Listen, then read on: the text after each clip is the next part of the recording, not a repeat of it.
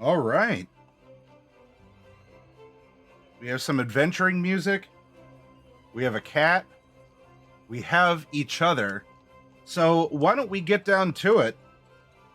Remember, this is how the channel started years ago.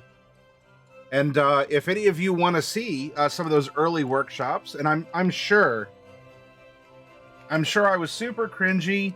I did not have nearly the professional demeanor that I do now. And but if you want to take a look at past workshops where we've created characters, please visit the YouTube link. This was year one stuff. How I got going. This was the niche that I saw needed filling on Twitch.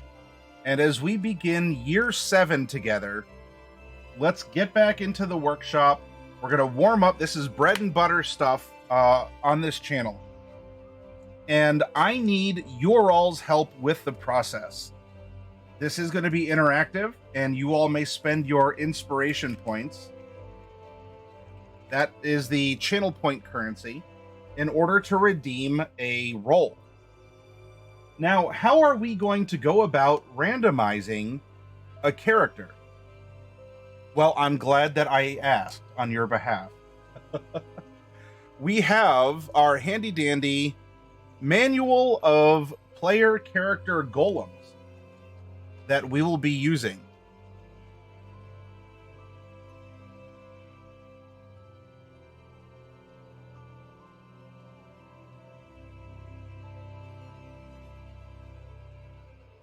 That's right. So, this is an exercise. Why do we do this? This isn't just for the sake of it. This is an exercise to remind us that not all our characters have to be optimal. Not all our characters have to be filling some sort of a stereotypical niche in a party. This is an exercise in trusting the method to work, right? Letting the story write itself. And I think what we'll be able to do is at the end of this week, why don't we pull together a party that we form in order to create some kind of a story together. Yeah, we'll let the dice tell the story. And this is going to help us be adaptive and thoughtful and to seek and use the opportunities we have around us. So if you wanted to roll for something specific, you can spend your channel points. Otherwise, I'm going to call on you all who are in the audience. And if you do want to participate as I randomly call you, just chat up above so I know that you're here, that you're present, and you're willing to type in the dice command for whatever it takes to roll next. So in this case, let's have Rose Wolf of the Book Devouring Horde. I would like you to start us off with a percentile roll. Please type exclamation point 1D100 in chat.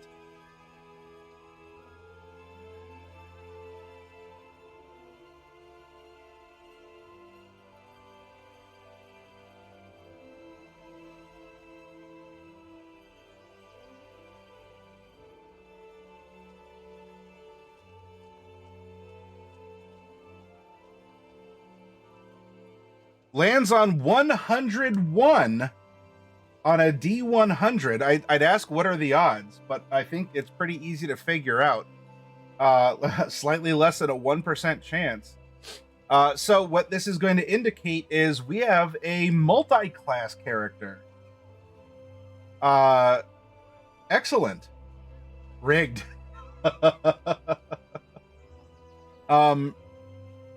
So not only do we have a multi-class character, you know what, Rose Wolf? You got a very rare occurrence with your roll. So what I will ask you to do, I would like you, if you wish to roll this, Rose Wolf, you may. Otherwise, if we're going to use these characters to make an adventure this week, and if we have a multi-class character, which level should our party be? What's a level that you would like to see, not just this character, but all 4 characters we're going to develop? You'll roll for it? Okay. So here, yeah, I'll auto-include here, and then we'll keep going here. Rosewolf is believing in the dice, in the heart of the cards, as it were. So that is another percentile roll for you, Rosewolf.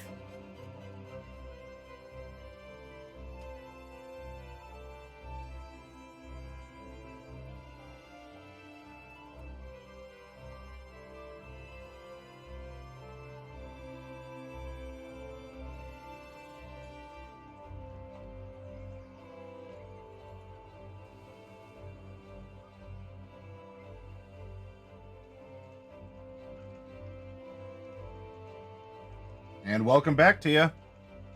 I need a percentile roll, please.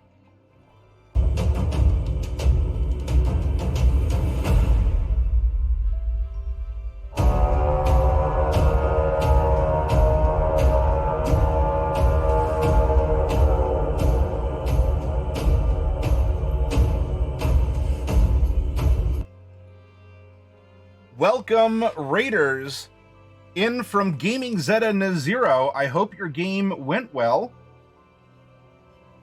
And welcome to you. I like the animated emotes you have there, Nazero. Overlord Chameleon and Vazel Zeju, it's good to see you. Welcome, Raiders. And it looks like the characters are going to be 11th level. All right, 11th level, and our first character is going to be multi-class. Now, Rosewolf, I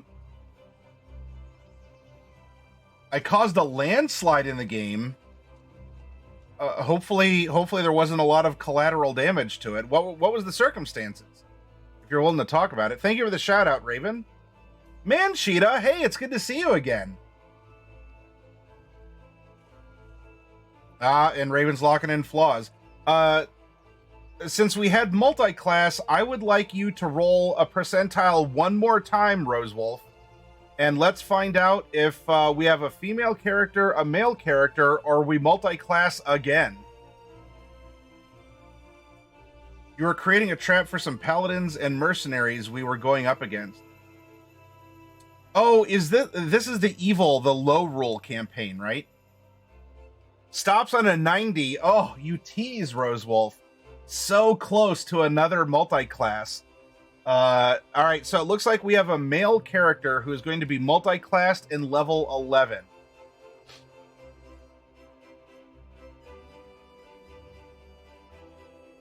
Next up, Overlord Chameleon, you're here. Oh, no, wait, hang on. Well, you're here, so I'm going to call on you and the others to help with this. However, we did have a redemption to roll for the character's race. That is going to be Bagger. Bagger, will you please type exclamation point 1D9 into chat? More of an anti-hero, personally. Okay, so it's not an evil. Although, I mean, y'all could be playing Octoroks, but, you know. One PHP character race coming right up. Looks like you are piloting 4. That is a Gnome. And which type of Gnome are we piloting? Bagger, will you please type exclamation point 1D12, 1 through 6, Forest, 7 through 12, Rock, and if you get lucky number 13 on the D12, it's your choice. Very self-serving. 7. All right. We have a rock gnome. A rock gnome. And now, I wouldn't say necessarily that we are going to go for a penchant for evil. Possibly a way to approach describing the Zero's low rule campaign. But I'll tell you what, as we have self-serving, we'll see how the story writes itself. Naziro, will you please give me... you know what? I'm not sure how this story is going to go. Let's go balanced odds for this. Because maybe it was meant to be. Maybe we end up just having a party of more self-serving characters. So, Naziro, a D100 in chat, please. Exclamation point 1D100.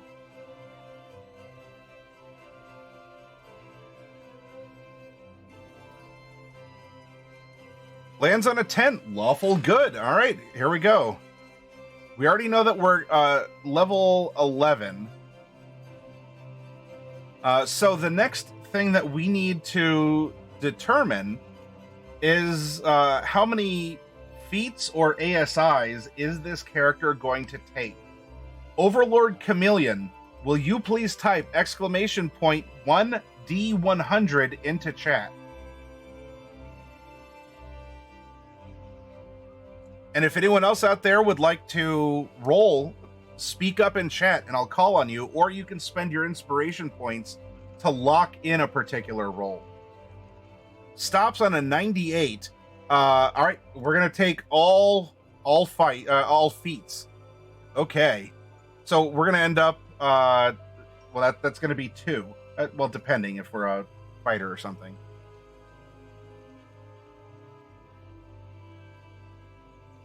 Now, our background. Devil Lord wants to roll for class. We can do that. Call the character a bug because they have many feats. Vazel, are you still here?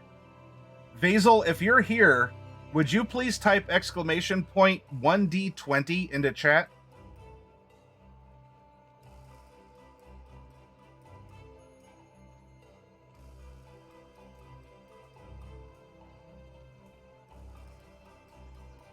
And if not, I will have I'll have someone else I can call on here.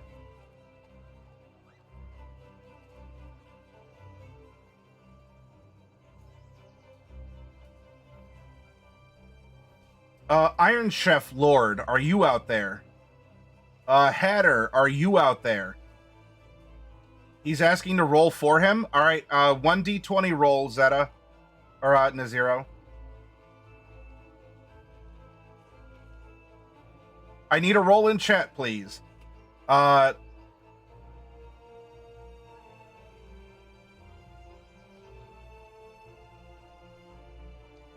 Exclamation point 1D20. No physical dice are needed.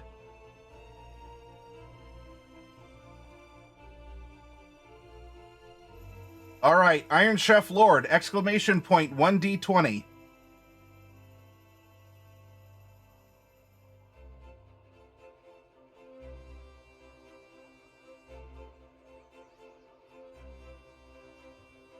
Lands on a 7. Ooh. The Entertainer variant, Gladiator. All right, let's start filling in this this info. So we know that we are playing a rock gnome.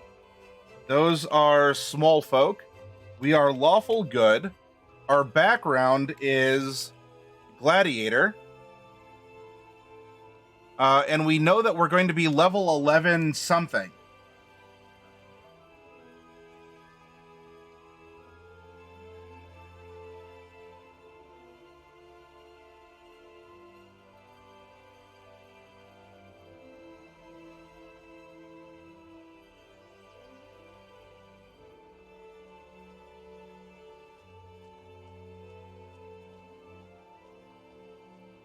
All right, now we're going to have a couple additional rolls for this, but we have a personality. This is something that Ravenstar wanted to roll for. Well, she wanted to roll the ideal bond and flaw. All right, Naziro. So Ravenstar 3d6 and Game Master's Vault. May I please have a 2d8 roll from you? Overlord says a reworked Gladiator, or you reworked Gladiator to be a pit fighter as the background of your character in Zeta's low roll campaign. Ah, all right. So GMV is giving us the personality of 9 and 5. So 9 is your choice, or you can re-roll 1d8 GMV. But we know our second personality trait is 5. And Raven is going to give us 1, 7, 5. So that's 7. You can re-roll your 1d6, or you can choose your choice, Raven Star, of the bonds from Entertainer as the background. But we do know for sure that our ideal is 1 and our flaw is 5. All right, yep, go ahead and look. The bond is your choice or a reroll. And GMV rerolls into 7. So our 2 personality traits are 7 and 5. And we'll get a bond from Raven shortly.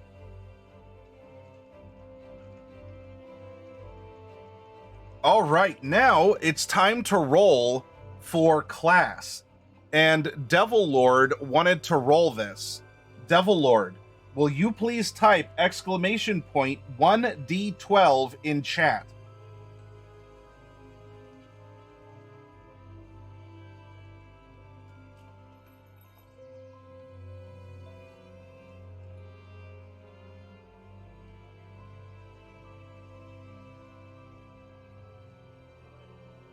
Lands on a 13. Lucky number 13, your choice, Devil Lord. Gabe, hello.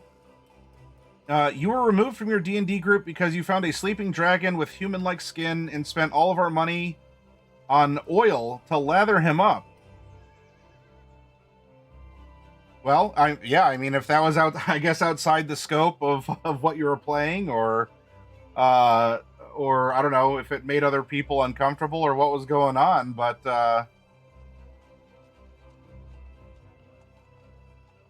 I didn't know it was so flammable. Now I'm all alone. I hope that you I hope that you've learned a lesson from this. You want to go fighter?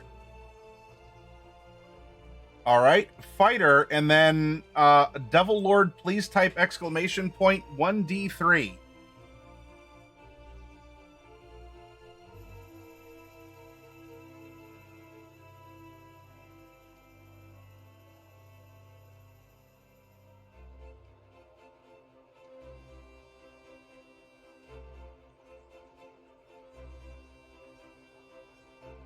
Lands on a 4. Devil Lord, it is your choice.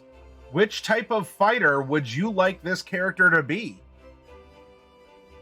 A battle master, a champion, or an Eldritch Knight?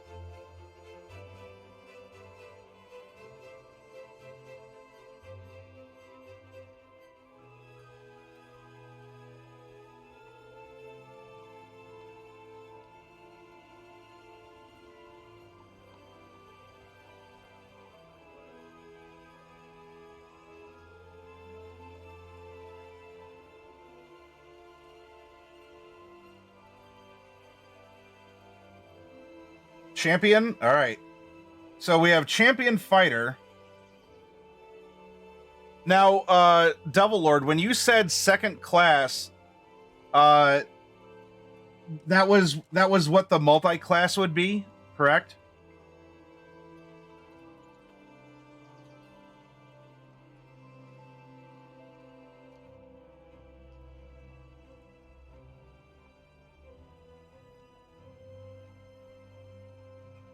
Okay.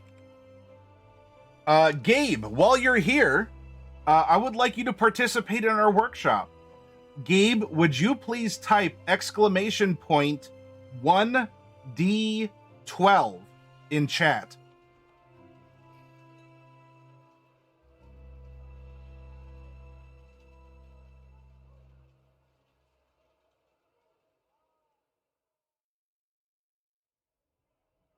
Lands on a 5, which is fighter. I don't think we can multi-class fighter into fighter.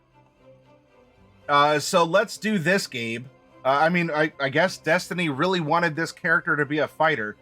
While we're waiting for the cooldown on that, would you type exclamation point 2d12, and we'll use the first non-5 that we see. 3 and a 3. So not only did you get us a 5 and a 5 effectively, a 3 and a 3, we have a cleric. We're a cleric fighter. Now, Gabe, which kind of a cleric do we have? I would like you to type exclamation point 1d8 to tell us. Exclamation point 1d8.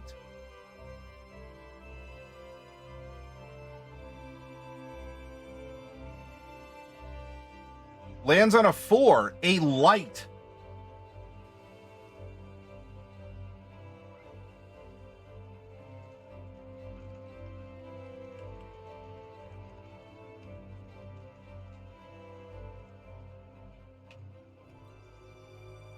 All right, we have a light cleric / champion fighter. So Overlord, you all brought in this. You were being chased by paladins, and apparently that's what we're making. An off-brand paladin, says Ravenstar.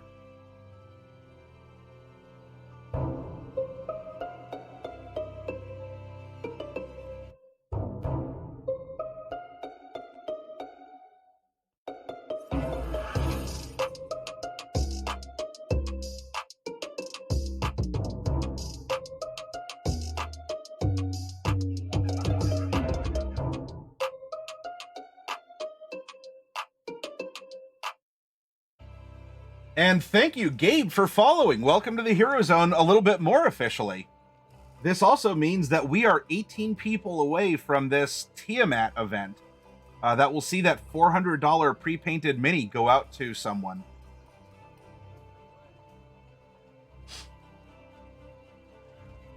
All right, next up. Oh, you know what? As part of Fighter, Devil Lord, we need a fighting style.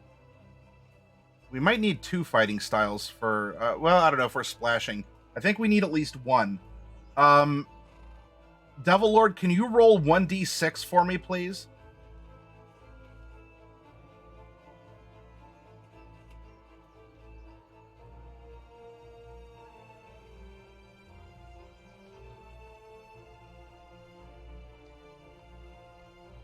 Just exclamation point 1d6. You don't need roll in there.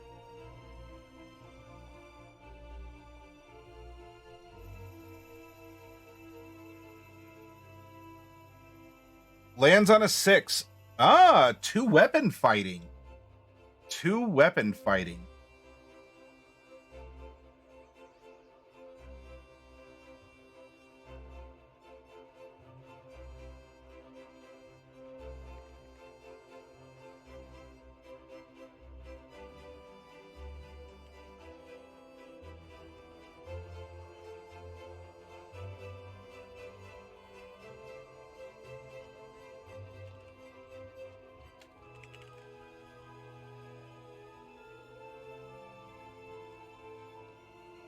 Okay.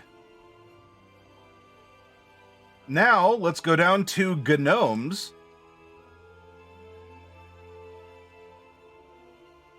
And we need to figure out how old this character is. Well, Heretic Trance, if you're lurking and don't want to, you don't have to.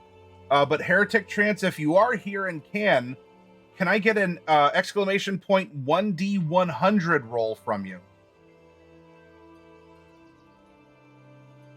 And if you're not here for that percentile roll, I can call on someone else. Oh, Heretic is here. Stops on 24. We are a young adult. And for a rock gnome, young adult in chronological age as per the lifespans of characters presented in the player's handbook. So, I mean, in this world, are they, their legal classification or whatever else? That's a part of world building, but we're looking at just the physical age here. So we have a young adult phase rock gnome. That is going to be 26 plus 1d14. Heretic Trance, I don't think I have a 14-sided die. So let's do this. Roll 2d20, and we'll use the first number that's 14 or less.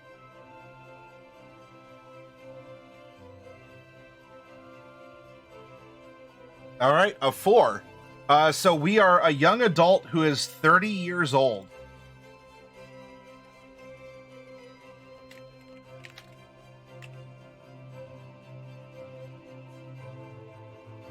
All right, and Bagger, height, you can go height and weight here. So Bagger, roll. It's kind of the same thing because the modifier is 1. Roll 2d4 for me, please, Bagger. Yeah, go for a mini Kratos.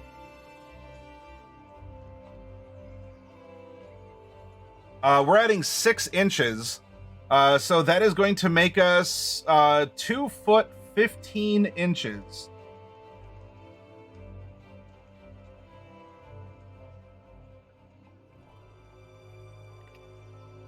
And that same 6 gets added to the base weight, so we are 41 pounds.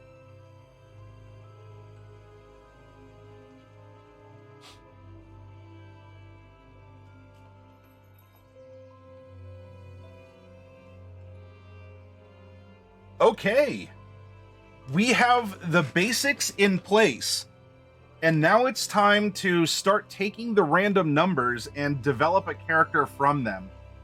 Now, Gabe, as this is your first time here, I appreciate you finding us and stopping in to share your story, and I hope that you're going to like the exercise that we're presenting. Oh, yeah, I'm sorry. It is 3'5". I got so caught up in my joke here that so what is it the first thing that we're going to do when we look at this character? Do I care that he is a rock gnome? No, not right now. Do I care that he is a multi-classed light cleric and champion fighter? No, that is not as important as who the character is, which is this gladiator background. So if you're playing along at home, open up your player's handbooks, everyone. And if you don't have one, please be sure to visit your friendly local game store. If you don't have a friendly local game store, I happen to know a guy who would be glad to hook you up with a book of your own in order to do this. No, not yet. We're not there yet, Bagger. Right now, don't care about stats. That's the farthest thing from my brain. I want to know who our character is before any of that other stuff matters. And you'll see why, at least in my own crazy process here. So we're going to skip over this. Don't care about that. Don't care about that.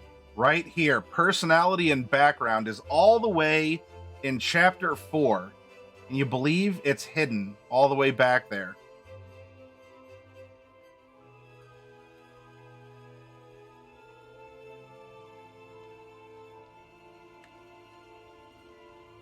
So we're at criminal and entertainer. Now, there's some entertainer routines that might be modified if we look at variant gladiator. A gladiator is as much an entertainer as any minstrel or circus performer, trained to make the arts of combat into a spectacle the crowd can enjoy. This kind of flashy combat is your entertainer routine, though you might also have some skills as a tumbler or actor. Using your by popular demand feature, you can find a place to perform in any place that features combat for entertainment, perhaps a gladiatorial arena or secret pit fighting club. You can replace the musical instrument in your equipment package with an inexpensive but unusual weapon, such as a trident or net. So in this case, going into our our professional wrestling, as our demeanor, as our flashiness here, let's give ourselves some kind of a routine, which is we can take this to be a part of how he fights. And so for this, Overlord Chameleon, would you please type exclamation point 1d10? So we are a gladiator, and our shtick with our performative fighting is 8. We're a singer. We sing as we fight.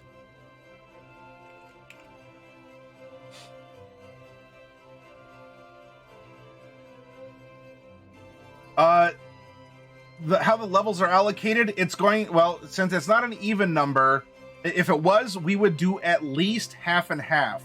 Otherwise, we would keep the first class as the majority levels and the second or other tertiary and beyond classes as minority level.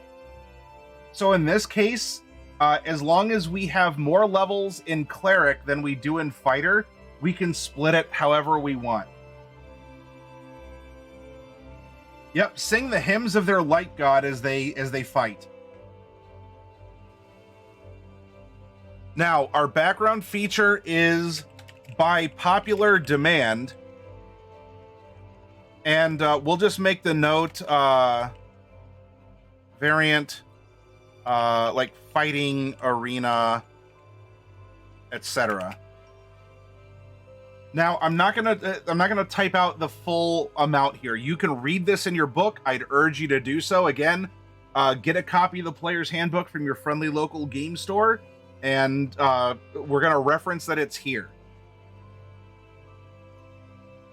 Now, as an entertainer, we are going to get acrobatics and performance. Acrobatics and performance. We're also going to get a disguise kit, a disguise kit, and one type of musical instrument. Oh, I should say that, Devil Lord, we would want to be at least 3 levels of fighter so we can get champion. So the minimum split would be 8 cleric, 3 fighter, or 6 cleric, 5 fighter.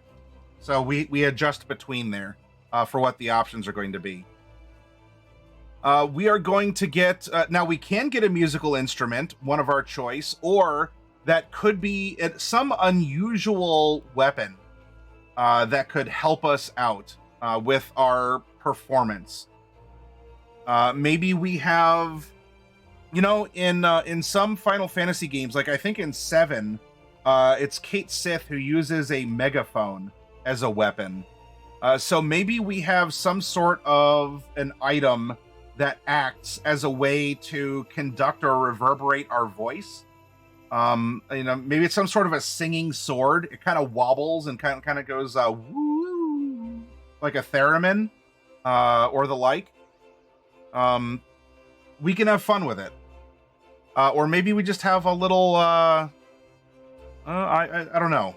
I don't know what we would have, but that would be like an unusual weapon here. I've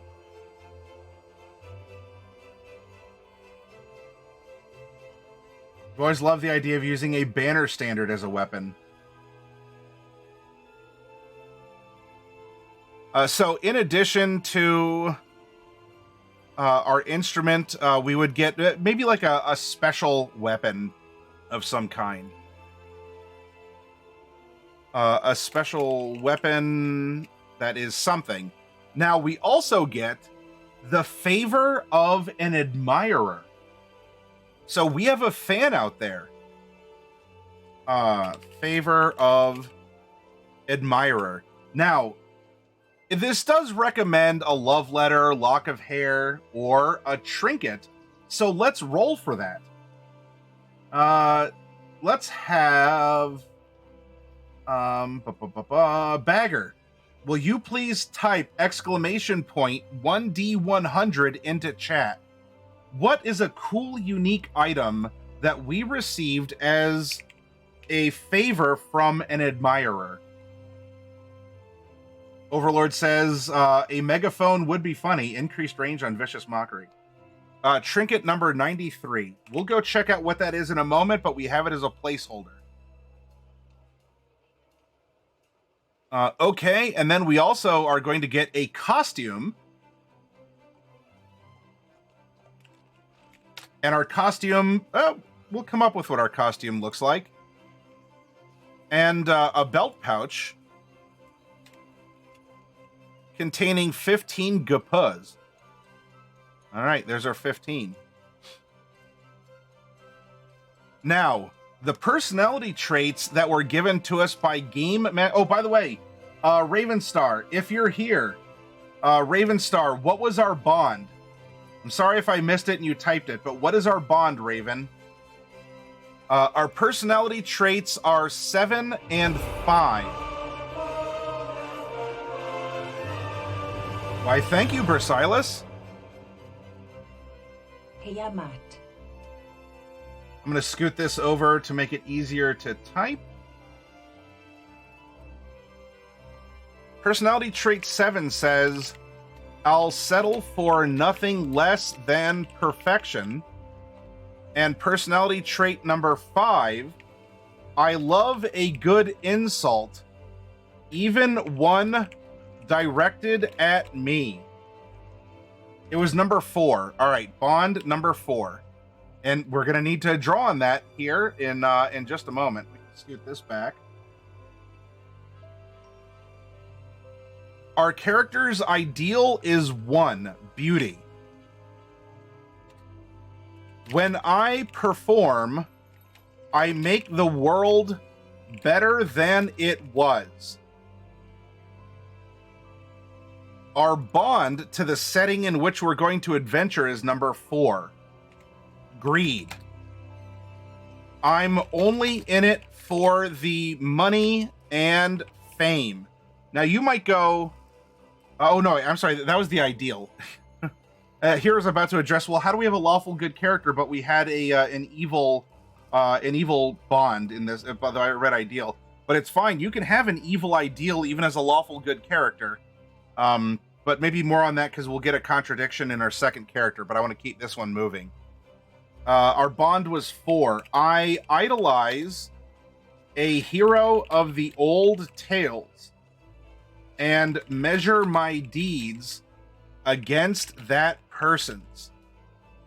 And then finally, our flaw, because we are all flawed creatures, and if you don't think you have one, I found it. Got him. I have trouble keeping my true feelings hidden. My sharp tongue lands me in trouble. I had some almond milk for Silas.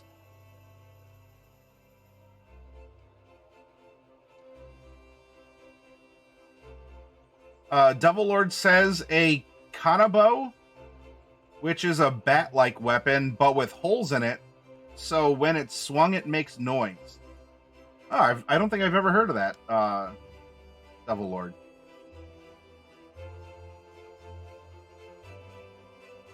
Now, Bersilas, around these here parts, we call it Hardee's.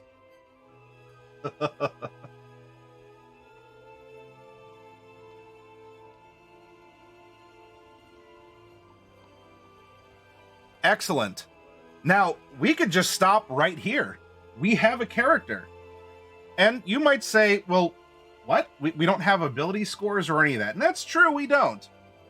But we know more about our character and how we can roleplay, make decisions, and interact with our world because we better know the character himself. However, we can continue to add details, and these things will add up. Let's go back over here, and now we're going to go into what our character is. We know who our character is. What is our character? Now, I'm going to gloss over a lot of the standard things you'd find in the player's handbook regarding gnomes. Not because it's not interesting, it very much can be. However, we are going to not necessarily lean into the standard, and this is a good springboard into world building. So I don't want to just seem like I'm glossing over it, but there's only a couple things from this part that I'm looking to pick up right now. Our gnome traits, our intelligence score increases by 2.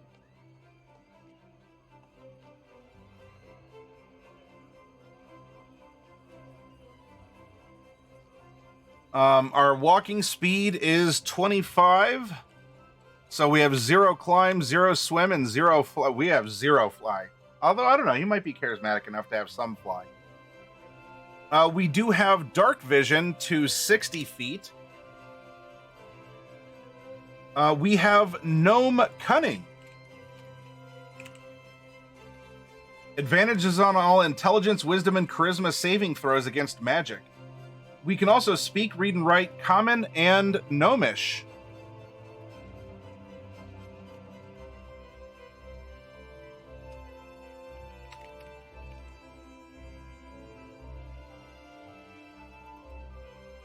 All right, and then our sub-race of rock gnome. Our constitution score increases by 1. And we also get artificer's lore.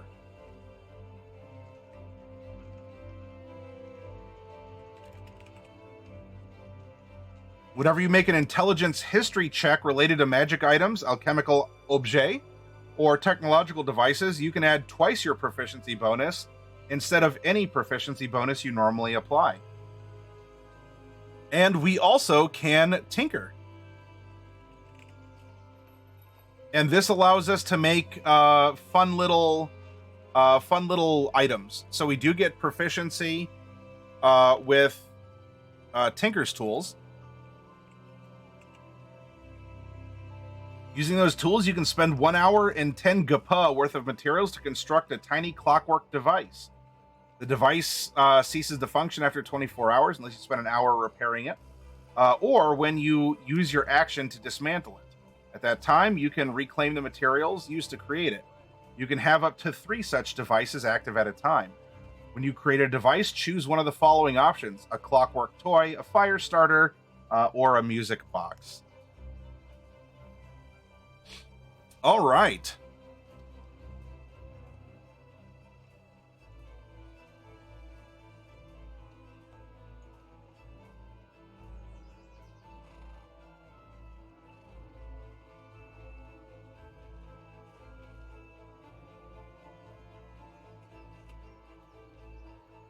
So we'll call it, it's some sort of a singing bat.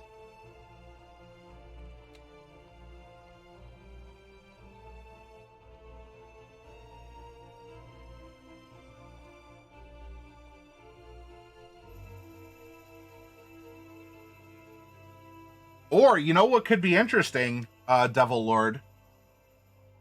For an uncommon weapon, maybe something like a whip.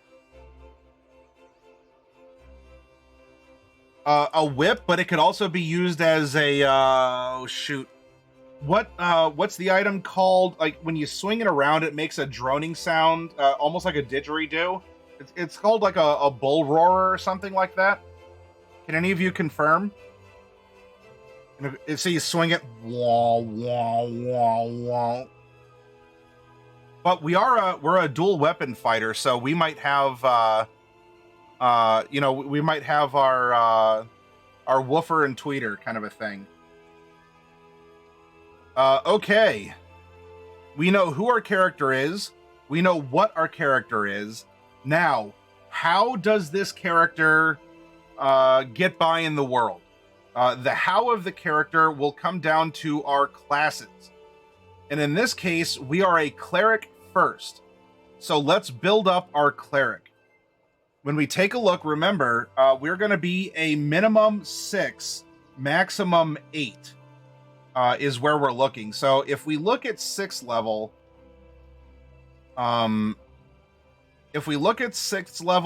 that does give us our... That would give us our Let's see, channel divinity 2 times per rest. If we go all the way up to 8, that would give us 2 feats as well. But we can get a feat if we just go, what it would be, 7. It could be 7 and 4 as well. 7 would actually give us our 4th level there. The bull roarer, rhombus, or turnden is an ancient ritual musical instrument and a device historically used for communicating over great distances. So it could be some sort of a bull roarer bullwhip kind of a thing. Thank you for the info, Bagger.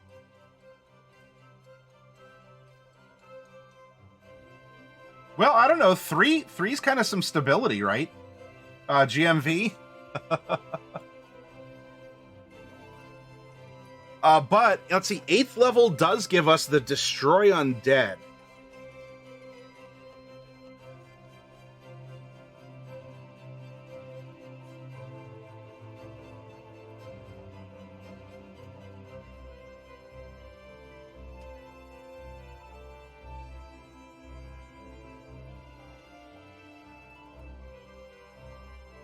Well, Destroy Undead CR1 anyway. And a Divine... What would be our Divine Domain feature? We are a Light Cleric.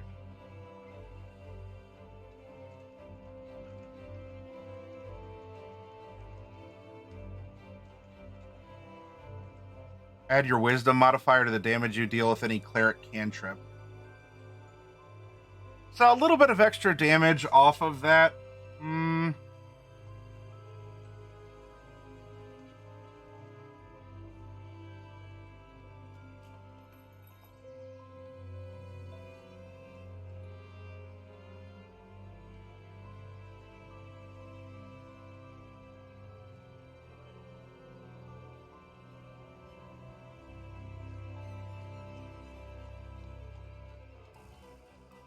A war drum that doubles as a war hammer.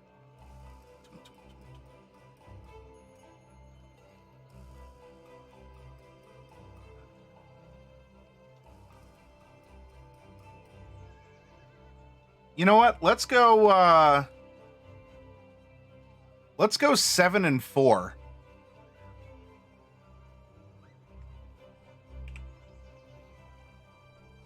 Now, we're going to build our 7 levels of Cleric first. And to that end, we are going to get 4 cantrips. 1, 2, 3, and 4.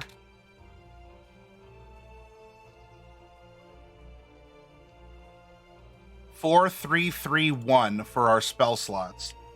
4, 3, 3, 1.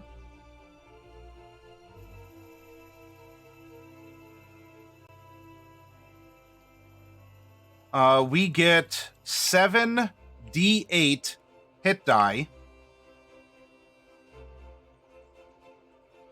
We are going to get proficiency with light and medium armor. As well as shields.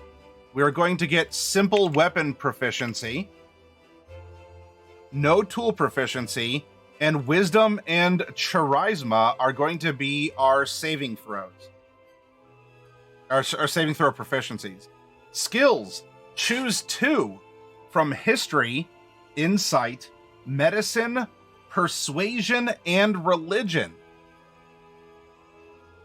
Well, if we're used to creating light and we're a performer, and we take a look at our personality, this is going to help us choose our skills.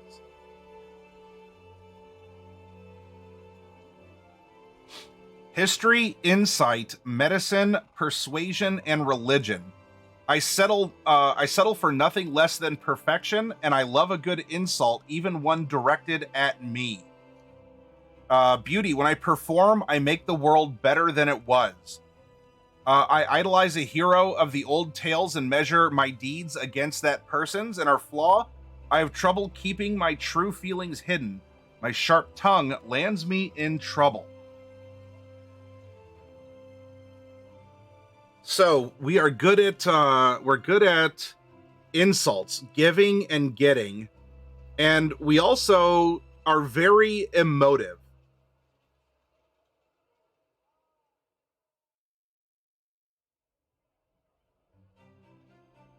We also idolize a hero of the old tales.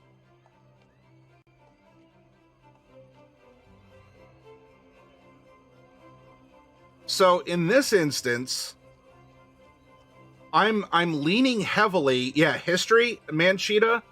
I think history and probably insight. History and see, I was about persuasion. But if we have a sharp tongue that lands us in trouble, I don't know if we're necessarily persuasive. But insight, we're reading feelings, and especially for a gladiator, right? An athletic performer, I think being able to read the mood of the room, read the mood of your opponent, or if you are really that empathetic about keeping your true feelings hidden, you would want to be in tune. Hi, DQ. Good to see you.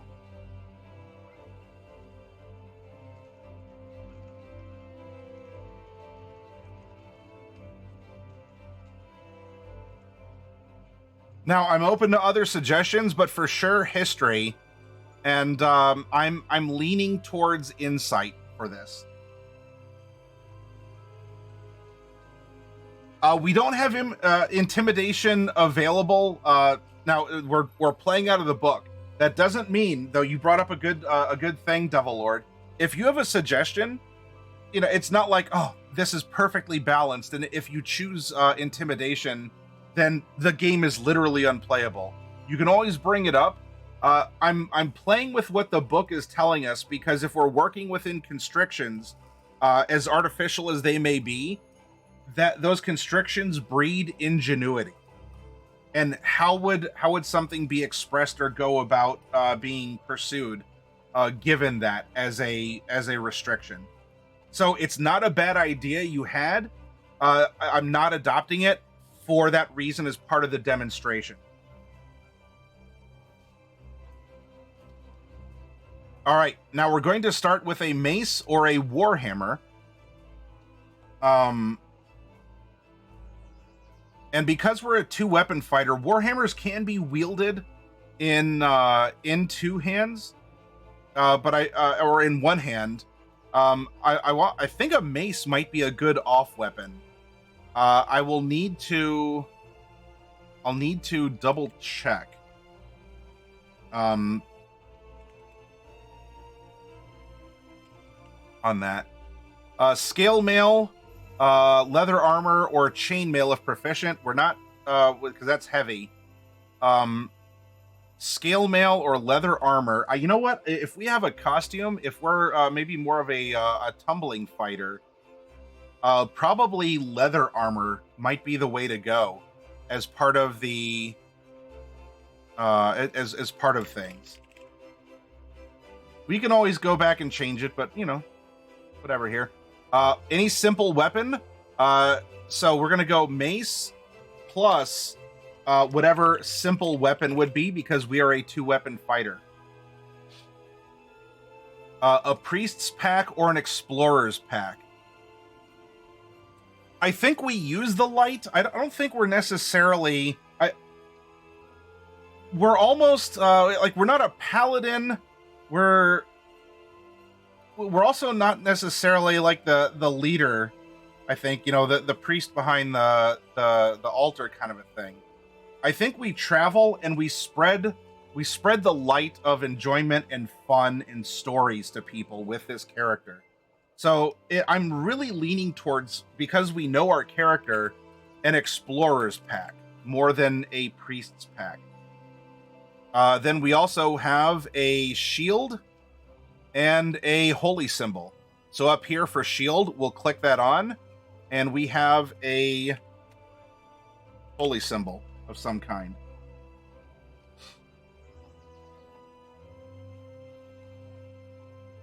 I see. Persuading someone to be intimidated, says Manchita. It's circumnavigating the, it's the, we take our time with it, kind of a thing. All right, our spell save. Well, we can calculate that out here in just a little bit. We know that we're going to prepare. We know we're going to prepare spells equal to prepared spells equals cleric level plus wisdom. And our save is going to be 8 plus proficiency plus wisdom. We do get ritual casting, and then we have our divine domain. That's going to give us a little bit of extra stuff here. If you recall, we have 4 cantrips: 1, a 2, a 3, crunch, 4. And then we had 4, 3, 3, 1. Now, if we come down here, we have... Sorry, that's old info from a prior character. Domain.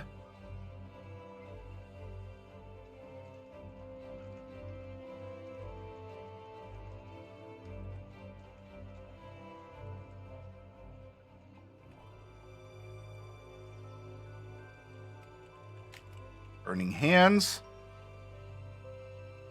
And Fairy Fire. We have Flaming Sphere and Scorching Ray. We have Daylight and Fireball. And then we have Guardian of Faith and Wall of Fire. Bonus cantrip, we gain the light cantrip if you don't already know it. So we get a bonus cantrip of light.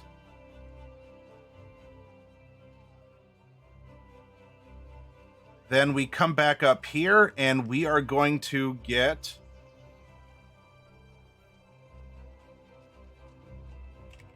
Warding Flare.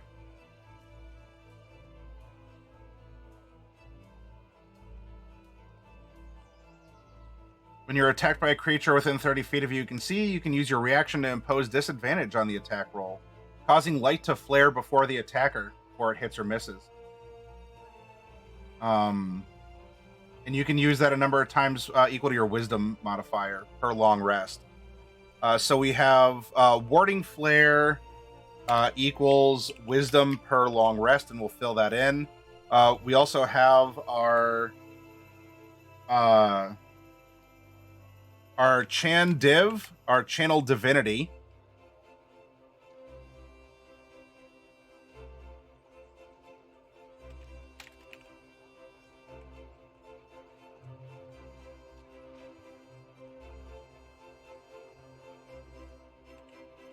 Radiance of the Dawn.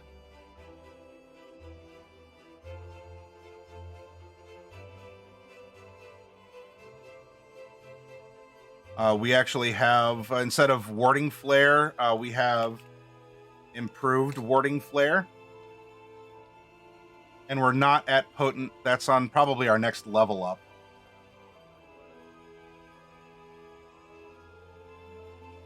All right, I want to see. I think I missed something real quick.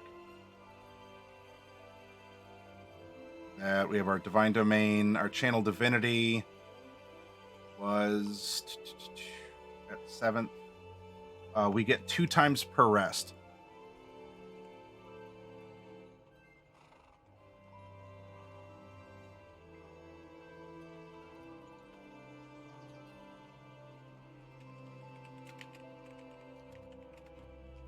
CR 1/2.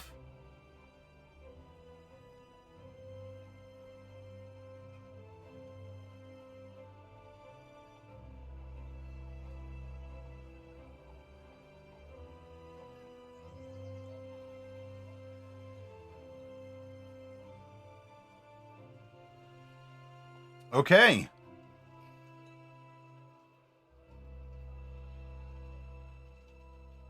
Hi, Travesty. Good to see you.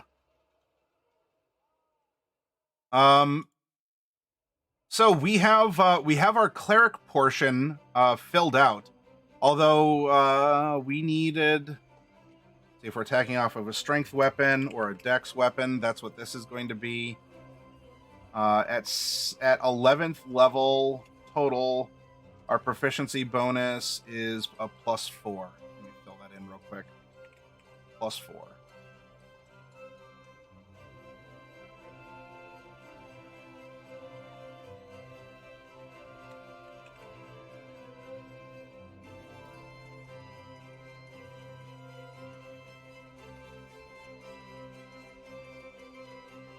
Now, when you're multi-classing, you don't always get what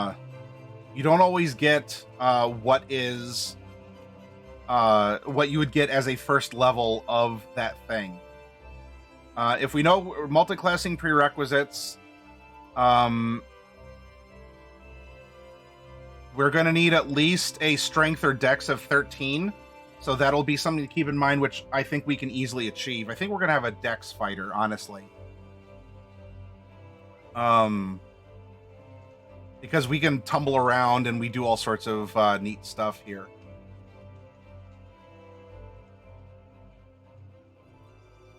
Our hit points, we have 4 D10, because that's what a fighter is. And being a fighter, light, medium, shields, simple weapons, and martial.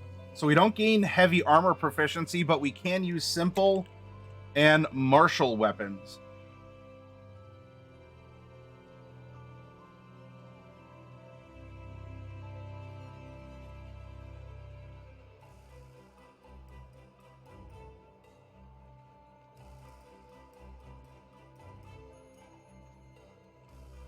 And we will need to bear in mind that we are going to be taking 2 feats instead of ability score improvements. So that'll be something to keep in mind. But let's bop back to fighter real quick, and we're going to build 4 levels of champion.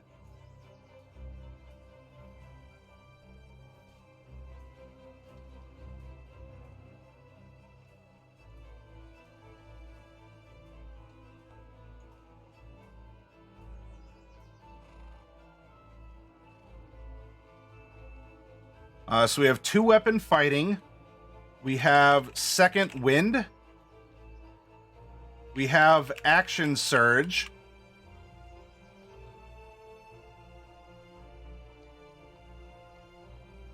We have extra attack. And we don't yet have indomitable. Now we come down to champion. Third level, we have improved critical.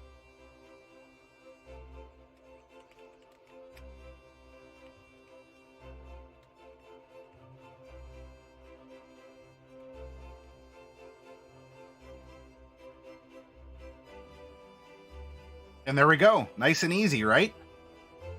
We don't get the skills or anything along those lines. You could always talk to your DM about that. But when you're multi-classing into it, a lot of this foundational stuff is left behind. Party blowers, beep! Or vuvuzelas. Although I think a vuvuzela is a 2-handed weapon.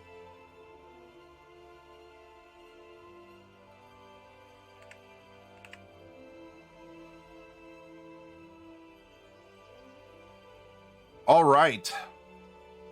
Now, when building characters, at least in the workshop, most of the time we use the standard array. 15, 14, 13, 12, 10, and 8 that we can put through our character here.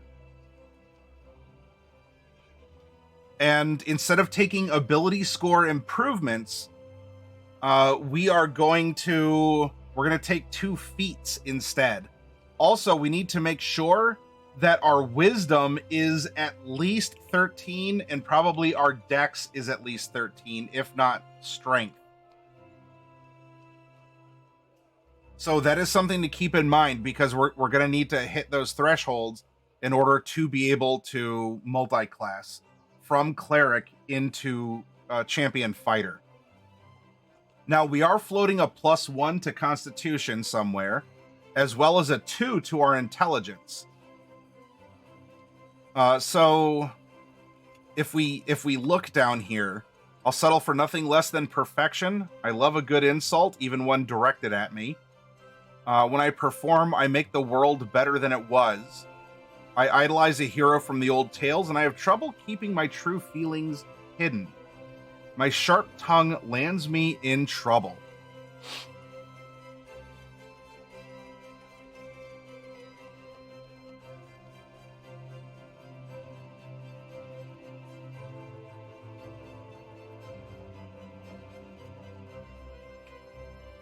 So I think what we can do here...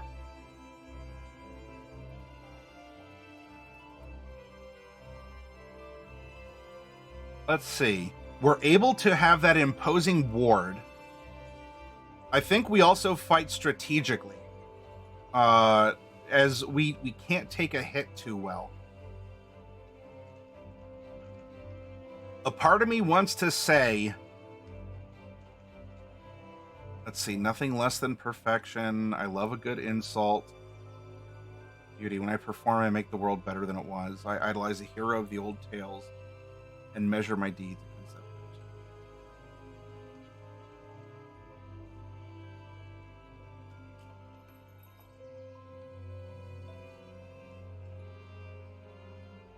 I want to say... This is going to sound a little weird, but roll with me on this. Based on who this character is, now mechanically, we know that we can always, we can cast a cure spell on ourselves, right? What if something happened that at some point shattered our health? And so, in order to confront this end, whether it's something that's terminal or was, or as a way to not give into the darkness of depression and feeling unable to do things. What if our constitution is actually our dump stat?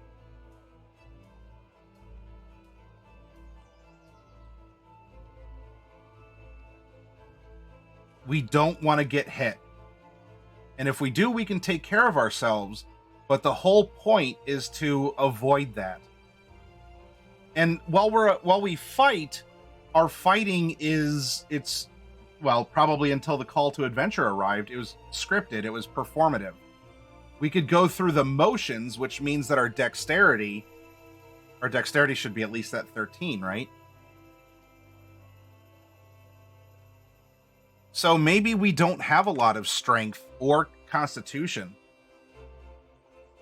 But we do have some mobility. We wear leather armor. We wear this costume in which we fight. That might allow us to speak in a more braggadocious manner. If we're in this costume, if we're fighting as this alter ego, in a sense.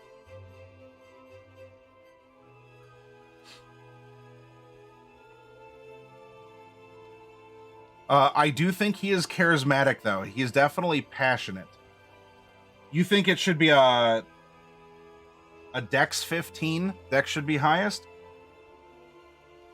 I don't know. I think we're relying on our spells for a lot, and that might play into things. What if in the acceptance of this gift of light, something, and maybe actually what shattered our health was this gift. It burnt us. Perhaps we're in some way, we're scarred. If not outside, possibly inside. What if our lungs are burned? And so our lung capacity is reduced in some way too.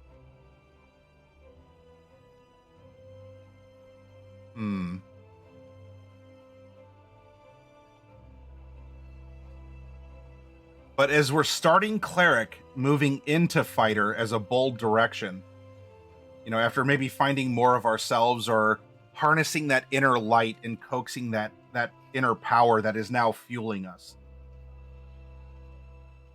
What if we go 15, 14, 13, 12, 10, 8? It's making us a little bit more charismatic, but remember, we're primarily a performer. So having that higher charisma,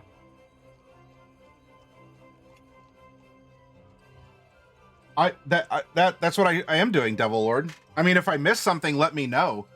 But I am, even when I'm talking about his clericness, that is playing into the Gladiator aspect of spectacle, of using light as distraction and to cause hits to miss, to be performative, which is also why I want him to have a higher charisma and to be able to read the room with his wisdom, to be aware of the boos and hisses of hearing someone under the ring that's been hiding with a chair in hand to run in and bonk him on the head. Although he does need, you know what, that wisdom though, maybe we swap that out and we do give him the 15 dex. He does need some of that physicality to perform as well with his acrobatics.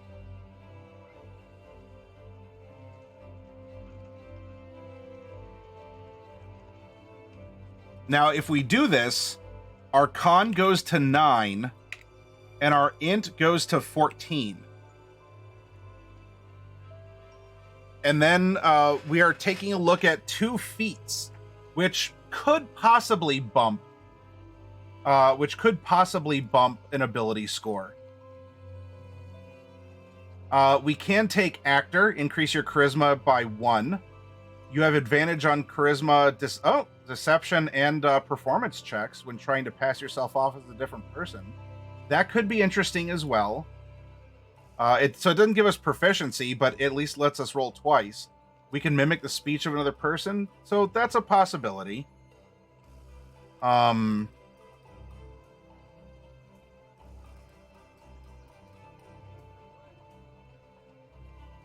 Alert could be interesting for a gladiator. Athlete as well for kipping up. Climbing doesn't cost extra movement. That could be very important too. As a dual wielder, this would actually give us a little bonus to AC, which could be important while you're wielding a separate melee, because we are a two-handed fighter, right? You can use 2-weapon fighting even when the one-handed melee weapons aren't light. So that would be important too. You can draw or stow. So maybe dual wielder to play into it.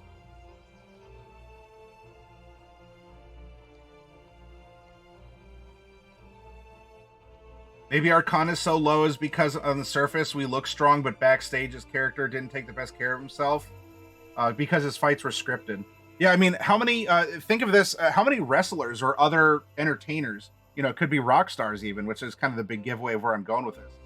How many people have you seen perform, and especially those in a more physical sense, like wrestlers, that you go on to learn that they have a drug overdose or they have a heart attack at 33 because of either just something that they were born with, that they were trying to strengthen and overcome, or they went too hard and their body gave out, or they did abuse things like steroids or other performance-enhancing drugs.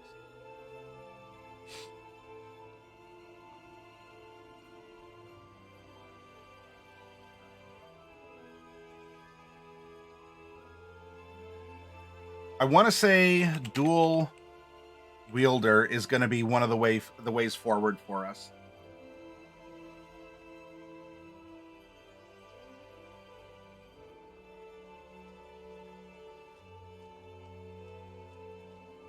Now, by the way, for any new to the workshop, I usually don't choose lucky unless for some reason something intrinsic to the character screams. Oh, yes. Oh, yes.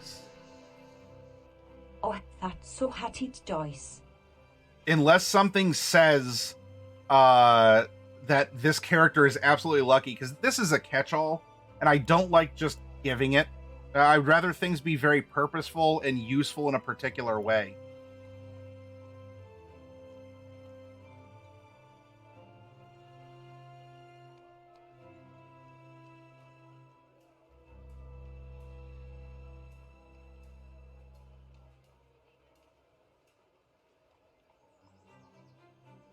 A medium armor master could be very interesting to go into as well. While we don't have the dex until probably our next level up, but this doesn't impose disadvantage on stealth. I don't know. We're probably not too stealthy.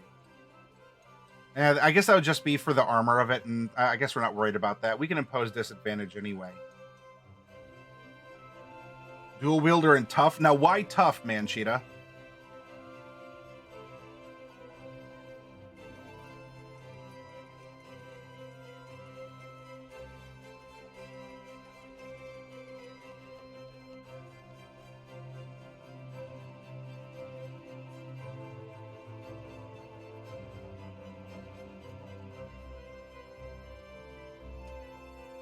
Because it increases hit points.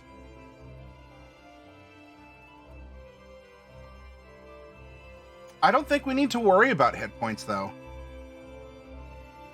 I don't know if hit points are necessarily a big thing for this character to have to worry about too much. Now, what could be interesting is going resilient. If we go resilient dex, that would actually bump our dex up, and it would give us proficiency in dex saving throws, which could be even more interesting because as we are an acrobat, as we are a tumbler, now our gnomish heritage gives us that versus magic attacks, which is also something else that's working in our favor. The gnome, I believe it was the gnome cunning, gives us advantages on saves versus magic.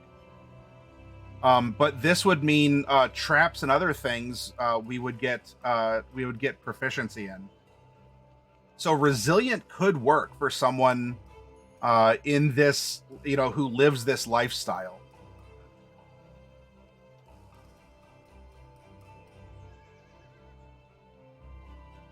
Skilled is also a good one, and as far as universal things go, I could almost argue to make him more skilled than lucky. But again, it would have to be something that I would want to be backed up. He's not a skulker, probably not a tavern brawler.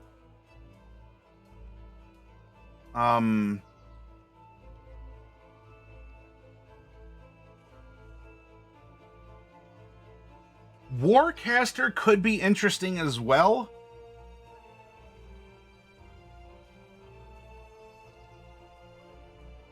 Since we are a 2-weapon fighter.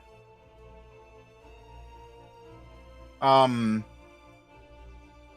have advantage on con saving throws that you make to maintain your concentration, which that would come in handy because con is our dump stat. So at least we'd be rolling 2d20 to keep up our concentration. You can perform the somatic components of spells even when you have weapons or a shield in one or both hands. So we can use a shield as well, but we're good at 2-weapon combat. When a hostile creature's movement provokes an opportunity attack from you, you can use your reaction to cast a spell at the creature rather than making an opportunity attack. Must have a casting time of 1 action and must target only that creature. That would make us opportunistic with our spells as well. And as we're a gladiator, we're a flashy fighter. I think being able to tag someone, even in a performance, someone tries to get away and you tag them with a little fire spell, like right on the button. They go, ah, yeah, the smoke coming up Looney Tunes style as part of the show. And as he has his hands full, I think that a Warcaster would be really good too. Yeah, for dual wielding and for the performance aspect. I think that might be a strong contender. So I'm a little bit torn here. 11th level, 7 cleric, 4 fighter. Light cleric and champion fighter specifically. So I want to say dual wielder and warcaster. would be the way forward. Yeah, Rosewolf of the BDH rolled 101 on a D100. So we had a multi-classed character. All right, well, there we go. In that case, our strength is +0, our dex is +2, our con is -1, our int is +2, our wisdom is +1, and our charisma is +2.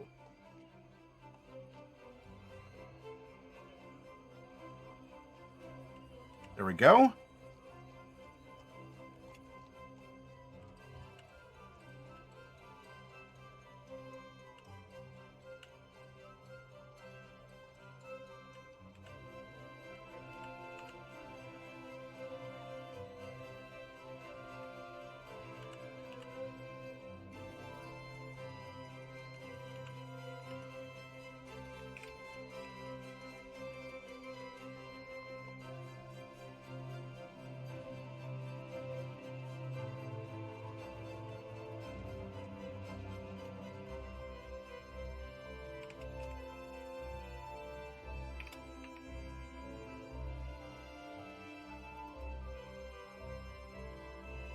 Oh wait, is extra attack on fighter a level 5? I might have read too far ahead.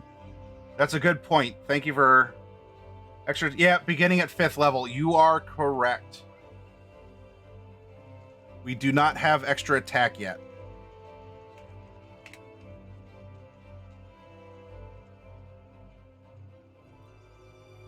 All right, now with that, we know that our spell attacks for cleric are 8 plus proficiency, so that's 12 plus wisdom is 13. And we're swinging with our spells at a +5. Strength-based attacks are only going to be a +4 with proficient weapons.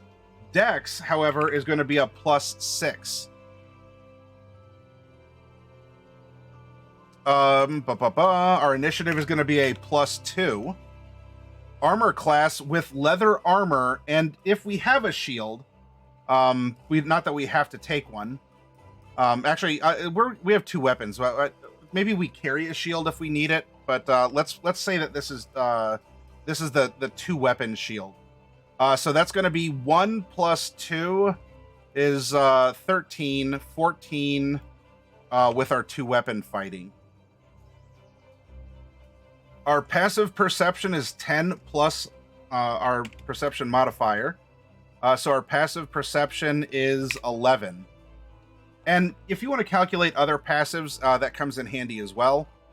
Current hit points. Now, Cleric was first. We get all 8 of those on our first level. Then we get... if you're taking the half plus 1, the average, then we would get 6 times 5. And in this case, it's going to be a negative number. Then we have to subtract 7 times our con modifier from all of... well, actually, hang on. That comes at the very end. Hang on. So that, plus we have 4 levels of fighter, and that's going to give us 6 hit points per.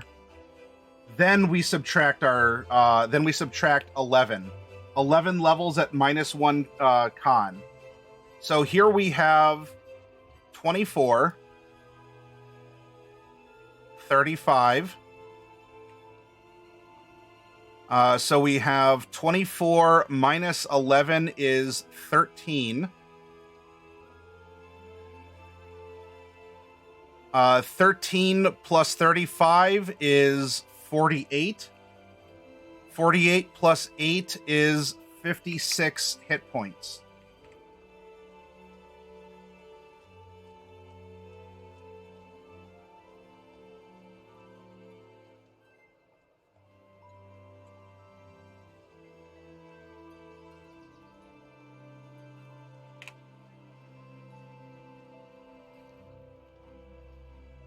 All right, now let's come down here. We had a save DC of 13 and a +5. to hit with our spells. Then we had our channel divinity, which is 2 times per rest.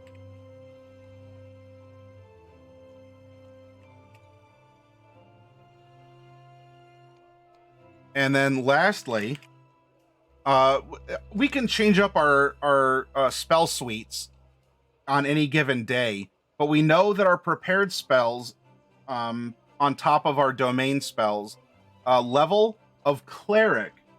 So 7 plus wisdom, we can prepare 8 spells among any of the slots that we have unlocked.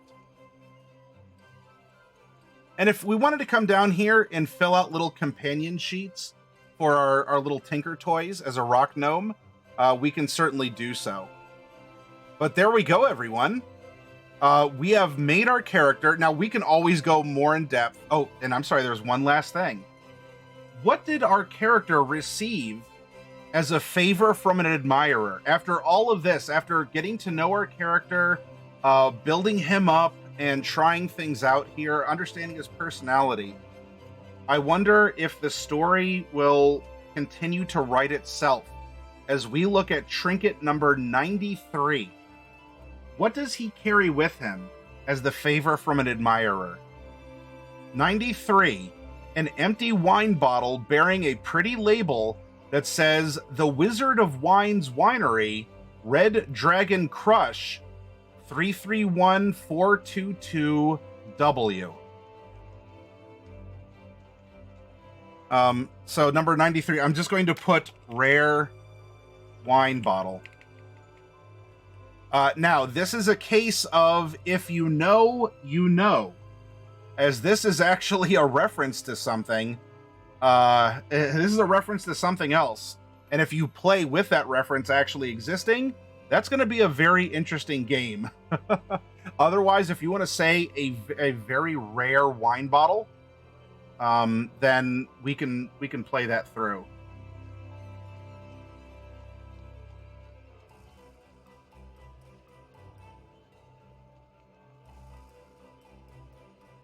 And then as for the weapons we're talking about, because he sings as he swings.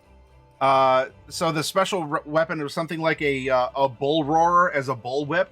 So he could fight with like a whip and a mace. Watch him whip and watch him mace, or something along those lines. But a bull roarer also lets him make noise as he swings this around. And it's what helps him to sing in combat, because that is what he's prone to do, being a gladiator. Name suggestion, Bulk Brogan. You know what? When we come back, I'm going to take a quick break to refresh myself. I can go through a name exercise with you all to actually randomize a name. I mean, I'm open to suggestions as well. But remember, he's going to have his name as well as perhaps a performer name, because we also have to think about what his costume looks like. And so what would also be his performance name? So we can make a note down here as